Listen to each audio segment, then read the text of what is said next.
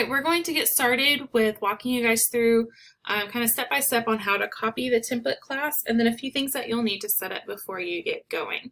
So to begin with, you were given a code or you were joined in. Do not actually click on this class. This is the template class for everybody, and so if you modify that, it will modify everything, and we don't want that. Instead, what you're going to do is click on those three dots and then just hit copy.